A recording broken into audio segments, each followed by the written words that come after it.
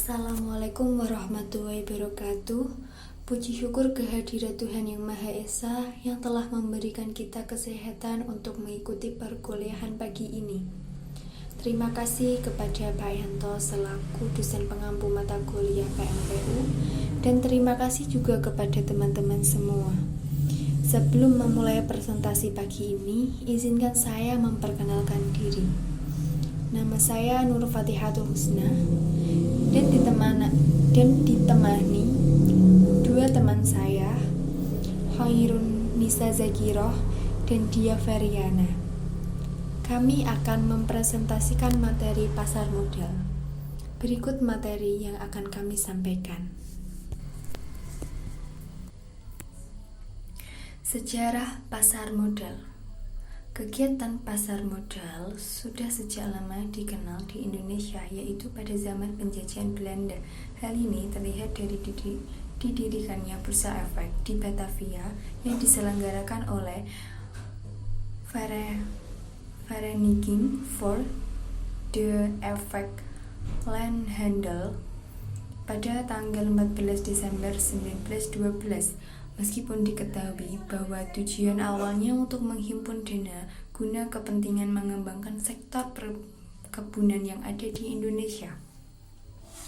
Investor yang berperan pada saat itu adalah orang-orang Hindia Belanda dan orang-orang Eropa lainnya, sedangkan efek yang diperjualbelikan adalah saham dan obligasi milik perusahaan Belanda yang ada di Indonesia maupun yang diterbitkan oleh pemerintahan Hindia Belanda.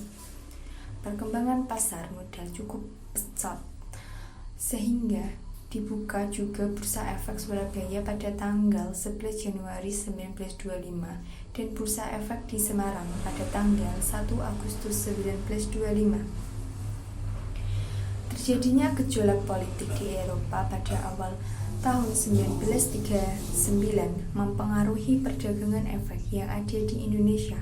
Akibatnya, pemerintah Belanda menutup Bursa Efek di Surabaya dan Semarang, sehingga tinggal Bursa Efek Jakarta. Tetapi, Bursa Efek Jakarta pun akhirnya ditutup karena Perang Dunia Kedua, yang sekaligus menandai berhentinya aktivitas pasar modal di Indonesia. Kebangkitan kembali pasar modal di Indonesia dimulai pada tahun 1970 pada saat terbentuk Tim Uang dan Pasar Modal, disusul tahun 1976 didirikannya BAPEPAM atau Badan Pelaksana Pasar Modal, serta berdirinya perusahaan dan investasi yaitu PT Dana Reksa.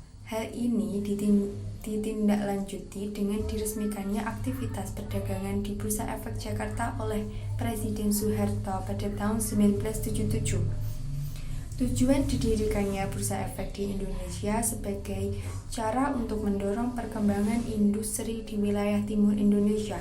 Pemegang saham BES adalah efek yang menjadi anggota BEF dan mempunyai izin operasi dari BAPEPAM. Selanjutnya, pengertian pasar modal menurut para ahli. Marzuki Usman tahun 1989, pasar modal merupakan perlengkap di sektor keuangan terhadap dua lembaga lainnya, yaitu bank dan lembaga. Menurut Dr. Siswanto Sudowo tahun 1990, pasar modal merupakan pasar atau tahun diterbitkan serta diperdagangkan surat-surat berharga jangka panjang, khususnya obligasi dan saham. Definisi ini sudah menyangkut dua jenis pasar yang dikenal secara terpisah, yaitu pasar perdana yang mana surat-surat berharga pertama kali diterbitkan, dan pasar sekunder yang mana surat-surat berharga tersebut diperdagangkan. Di Indonesia, Keputusan Presiden Nomor 52 Tahun 1976 tentang pasar modal bab 1 pasal 1 disebutkan, pasar modal adalah bursa efek seperti yang dimaksud dalam Undang-Undang Nomor 15 Tahun 1945 52.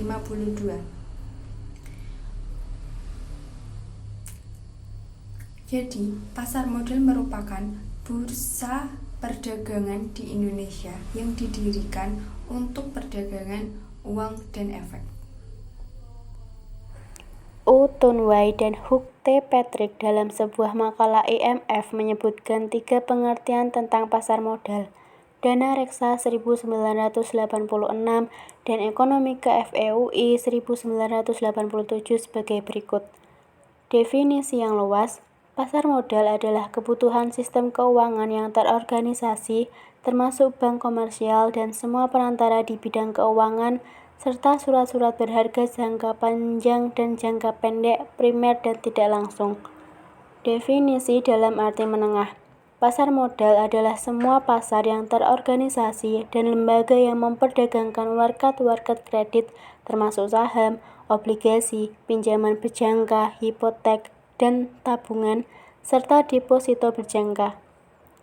Definisi dalam arti sempit, pasar modal adalah pasar terorganisasi yang memperdagangkan saham-saham dan obligasi dengan memakai jasa maklar, komisioner, dan underwriter. Pengertian pasar modal. Pasar modal pada hakikatnya merupakan jaringan tatanan yang memungkinkan pertukaran klaim jangka panjang, penambahan finansial aset dan hutang pada saat yang sama, memungkinkan investor untuk mengubah dan menyesuaikan portofolio investasi melalui pasar sekunder. Fungsi pasar modal adalah meningkatkan dan menghubungkan aliran dana jangka panjang dengan kriteria pasarnya secara efisien yang akan menunjang pertumbuhan real ekonomi secara keseluruhan. Proses pembentukan modal jelas memegang peran penting dalam perkembangan suatu ekonomi. Tidak semua kegiatan ekonomi mampu memenuhi kebutuhan investasinya dari tabungan sendiri. Karakteristik pasar modal. Menurut Bashiruddin A. Sarida 1981 sebagai berikut. Dari sudut pandang para pemakai dana, terdapat berbagai pihak terlibat di dalam kegiatan pasar modal. Dengan adanya dana yang tersedia bagi pihak-pihak yang membutuhkannya, maka berbagai instrumen menjembatani antara mereka yang membutuhkan dan dengan para penanam modal.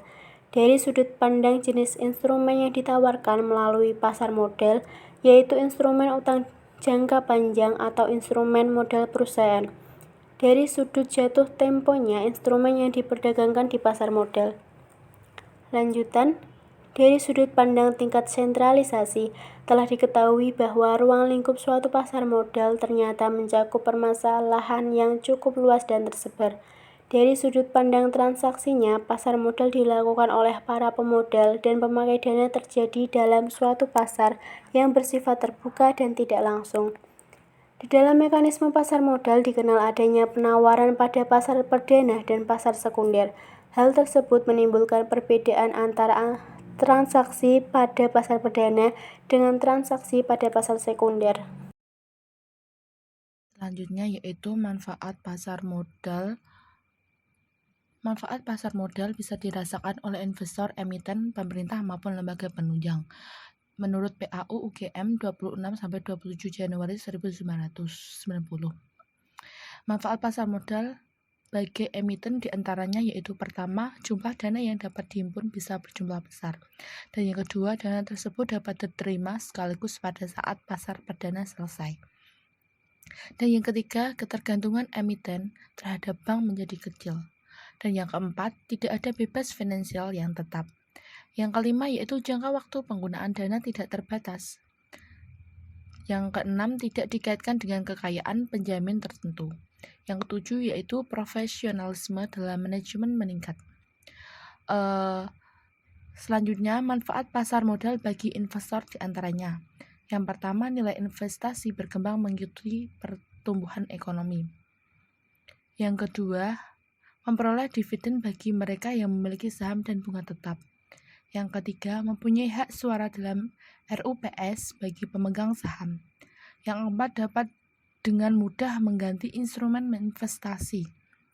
Dan yang kelima, dapat sekaligus melakukan investasi dalam beberapa instrumen yang mengurangi risiko. Selanjutnya yaitu manfaat pasar modal bagi lembaga penunjang. Di antaranya, yang pertama menuju ke arah profesional di dalam memberikan pelayanannya. Yang kedua, sebagai bentuk harga dalam bursa paralel. Yang ketiga, memberi variasi pada jenis lembaga penunjang. Dan yang terakhir, yaitu likuiditas efek semakin tinggi. Selanjutnya, manfaat pasar modal bagi pemerintah di antara lain, yang pertama mendorong laju pembangunan, yang kedua mendorong investasi, dan yang ketiga penciptaan lapangan kerja, dan yang keempat memperkecil debt service ratio atau DSR, dan yang terakhir yaitu mengurangi beban anggaran bagi BUMN. Menurut Bajirudin A. Saridas 1991 menyatakan bahwa pentingnya pasar modal sangat bermanfaat sebagai sumber pembelanjaan perusahaan, bisa berasal dari sumber internal maupun sumber eksternal.